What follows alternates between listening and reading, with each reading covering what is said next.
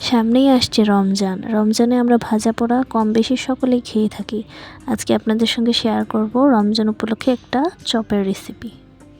আমি প্রথমেই চপের জন্য একটা ব্যাটার তৈরি করে নেব। এখানে আমি দিয়ে দিলাম 1 কাপ বেসন, 1 চা চামচ লবণ, 1 চা চামচ শুকনো মরিচের গুঁড়ো, আধা চা চামচ ধনিয়ার গুঁড়ো, সামান্য একটু হলুদের গুঁড়ো, আধা চা চামচ গরম মশলার গুঁড়ো, সামান্য একটু খাবার সোডা এবং পানি দিয়ে খুব ভালোভাবে আমি ব্যাটারটাকে মিশিয়ে নেব এবং মোটামুটি ধরনের একটা ব্যাটার আমি তৈরি করে নেব। দেখুন আমি দেখিয়ে দিচ্ছি ব্যাটারটা কীরকম হবে।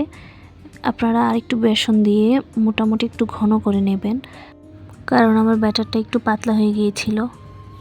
এখানে আমি চপ বানানোর জন্য নিয়ে নিলাম আলু। এখানে আমি 4টা আলু নিয়ে নিয়েছি। আলুগুলোকে সিদ্ধ করে ছিলিয়ে তারপর ম্যাশ করে রেখেছি। তারপর এখানে দিয়ে দিলাম 1 চা চামচ পেঁয়াজ বাটা, 1 চা চামচ রসুন বাটা, আধা চা চামচ আদা বাটা, 1 চা চামচ শুকনো মরিচের গুঁড়ো, 1 চা চামচ ধনিয়ার গুঁড়ো, হাফ চা চামচ হলুদের গুঁড়ো, হাফ চা চামচ গরম মশলার গুঁড়ো, 1 চা চামচ টমেটো সস এবং 1 চা চামচ সয়া সস। আর দিয়ে দিলাম 1 চা চামচ লবণ। লবণটা আপনারা আপনাদের স্বাদ অনুযায়ী ব্যবহার করবেন।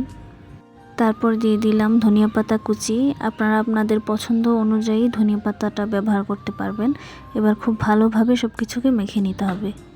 সব কিছু ভালোভাবে মাখা হয়ে গেলে প্যানে সামান্য একটু সয়াবিন তেল দিয়ে একটা পেঁয়াজ কুচি করে তারপর এটাকে ভালোভাবে ভেজে নেব। ভাজা হয়ে যাওয়ার পর মেখে রাখা আলুটাকে দিয়ে দেব এবং একটু সময় নিয়ে ভালোভাবে সব কিছুকে মিশিয়ে একটু ভেজে নেব, যেন আলুটা শুকনো শুকনো হয়ে যায়। আলুটা ভাজা হয়ে যাওয়ার পর একটা বাটিতে নামিয়ে ঠান্ডা করে নিয়েছি। এবার একটা একটা করে চপ আমি বানিয়ে নেব।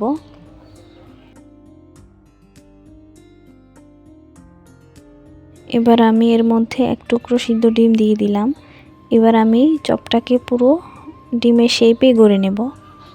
আপনারা নিশ্চয়ই দেখে বুঝতে পারছেন আমি কিভাবে করছি।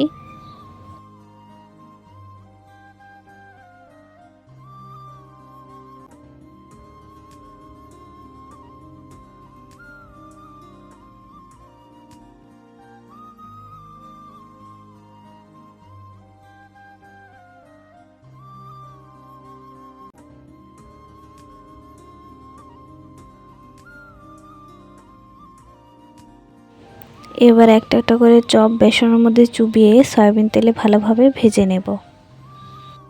প্রথমেই তেলটাকে খুব ভালোভাবে গরম করে নিতে হবে। ভালোভাবে উল্টে পাল্টে ভেজে নিচ্ছি। প্রত্যেক পাশ 2-3 মিনিট করে ভাজলেই হয়ে যাবে।